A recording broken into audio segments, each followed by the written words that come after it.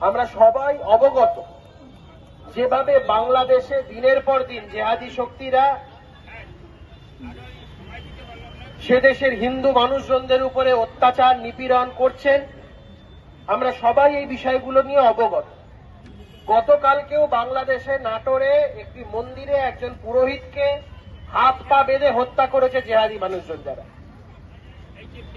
বিগত বেশ কয়েকদিন ধরে একটা সময় এই বাংলাদেশে প্রায় 30% হিন্দু বাঙালির সংখ্যা ছিল, সেটা আজকে হিন্দু নিধন যজ্ঞ করতে করতে করতে করতে সেই জায়গাটা আজকে 5% নিচে এসে দাঁড়িয়েছে।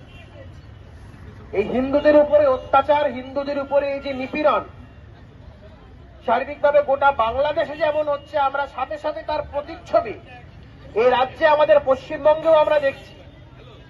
এই রাজ্যে জিহাদি শক্তিরা যেভাবে মাথাচাড়া দিচ্ছে, রাজ্যের একজন মন্ত্রী, ক্যাবিনেট মন্ত্রী মঞ্চে দাঁড়িয়ে বক্তৃতা করছেন এবং বলছেন দাওয়াতে ইসলাম দিয়ে